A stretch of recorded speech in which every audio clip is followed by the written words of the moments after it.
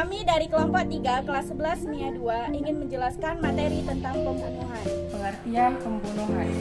Pembunuhan secara bahasa adalah menghilangkan nyawa seseorang, sedangkan secara istilah pembunuhan adalah perbuatan manusia yang mengakibatkan hilangnya nyawa seseorang, baik dengan sengaja ataupun tidak disengaja, baik dengan alat yang mematikan ataupun alat yang tidak mematikan.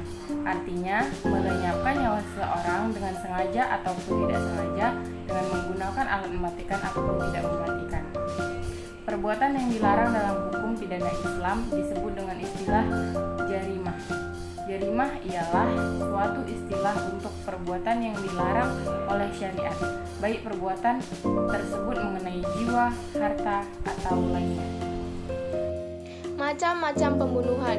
Pembunuhan dibagi 3, yaitu pembunuhan sengaja, pembunuhan seperti sengaja, dan pembunuhan karena kesalahan. Pembunuhan sengaja yaitu pembunuhan yang telah direncanakan dengan menggunakan alat yang mematikan, baik yang melukai ataupun memberatkan.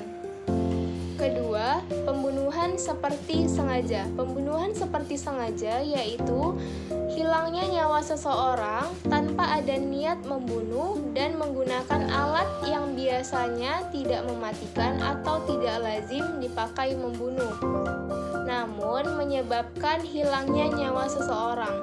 Dan ketiga, pembunuhan karena kesalahan. Pembunuhan karena kesalahan yaitu perbuatan seseorang tanpa bermaksud melakukan kejahatan, namun karena salah sasaran menyebabkan kematian seseorang. Dasar hukum larangan membunuh. Membunuh adalah salah satu perbuatan yang sangat dilarang dalam Islam karena Islam menghormati dan melindungi hak hidup setiap manusia sebagaimana firman Allah Subhanahu wa taala. Bismillahirrahmanirrahim. Wala taqatulun nafsal lati haramallahu illa bil haqq. Wa man qutila mazluman faqad ja'alna liwaliyhi sultanan fala yusrif fil qatl innahu kana mansura, yang artinya, dan janganlah kamu membunuh orang yang diharamkan Allah membunuhnya kecuali dengan suatu alasan yang benar, dan barang siapa dibunuh secara zalim maka sungguh kami telah memberi kekuasaan kepada walinya, tetapi janganlah walinya itu melampaui batas dalam pembunuhan. Sesungguhnya dia adalah orang yang mendapatkan pertolongan. Quran Surah Al-Isra ayat 33. Karena ada ketegasan mengenai larangan pembunuhan, maka jika ada dua orang pihak yang saling membunuh tanpa alasan yang dibenarkan oleh syara, maka orang yang membunuh maupun yang terbunuh sama-sama akan masuk neraka. Nabi SAW bersabda, "Idzal taqal muslimani bisayfayhima fal qatilu wal maqtulu finnar." Artinya, jika ada dua orang muslim berhadapan dengan membawa pedang masing-masing atau mau saling membunuh, maka yang membunuh dan yang dibunuh sama-sama masuk neraka. Hadis riwayat Al-Bukhari Muslim. Hukuman bagi pelaku pembunuhan. 1. Pembunuhan sengaja atau al-qatlu al-amdi. Hukuman bagi pelaku tindak pidana pembunuhan sengaja adalah qisas, yaitu pelaku harus diberikan sanksi atau hukuman yang setimpal dan berat. Dalam hal ini, maka hakim yang menjadi pelaksana hukum qisas. Adapun keluarga korban tidak diperbolehkan main hakim sendiri. Namun, jika keluarga korban memanfaatkan pelaku tindak pidana pembunuhan, maka hukumannya telah dibayar melalui denda atau diyat muqalladzah atau diyat yang diambil dari harta pembunuhan yang dibayarkan secara tunai kepada pihak keluarga korban. Selain membayar jumlah diyat, pelaku juga diwajibkan menunaikan kifarat. Yang kedua adalah pelaku pembunuhan seperti sengaja atau al-qatlu syibhu al-amdi.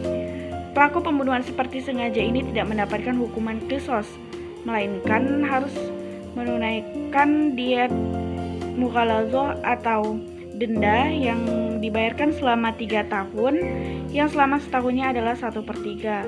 Dan bagi pelaku pembunuhan harus menunaikan kifarat. 3. Pembunuhan karena kesalahan atau al-qatlu al-khata'. Hukuman bagi pembunuhan karena kesalahan adalah membayar sejumlah denda, yaitu diat mukhafafah atau diat ringan yang diambilkan dari harta keluarga pembunuh dan dapat dibayarkan secara bertahap selama 3 tahun kepada keluarga korban, setiap tahunnya sepertiga. Rasulullah SAW bersabda yang artinya, diat khata itu dibayar dengan 20 ekor unta berumur 4 tahun, 20 ekor unta berumur 5 tahun, 20 ekor unta berumur 1 tahun, 20 ekor unta betina berumur 2 tahun, dan 20 ekor unta jantan berumur 2 tahun. Hadis riwayat An-Nasai dan Ibnu Majah.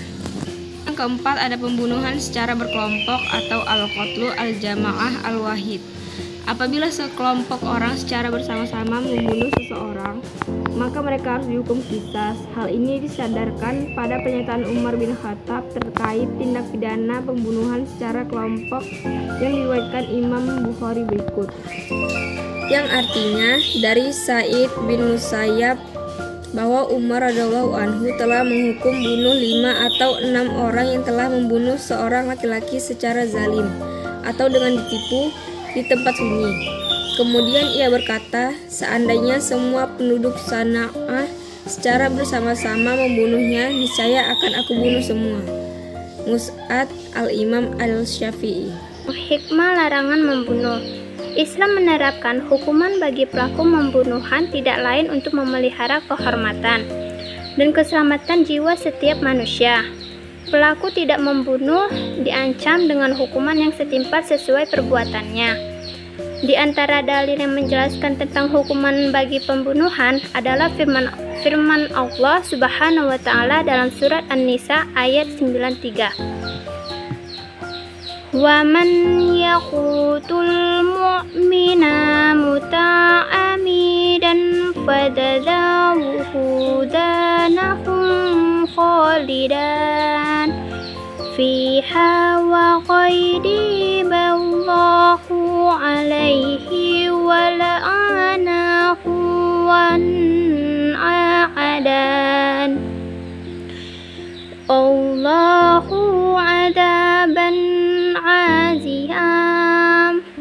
Artinya, dan barang siapa membunuh seorang yang beriman dengan sengaja, maka balasannya ialah neraka jahanam. Dia kekal di dalamnya. Allah murka kepadanya dan melaknatnya serta menyediakan azab yang besar baginya. Surah An-Nisa ayat 93. Sabda Rasulullah SAW. Artinya, pembunuhan sengaja hukumannya adalah qisas kecuali jika wali korban memaafkan. Dan yang itu, penerapan hukuman yang berat bagi pembunuh dimaksudkan agar tidak seorang pun melakukan tindakan kejahatan yang menyebabkan hilangnya nyawa orang lain. Demikianlah penjelasan kami tentang pembunuhan. Sekian, terima kasih. Wassalamualaikum warahmatullahi wabarakatuh.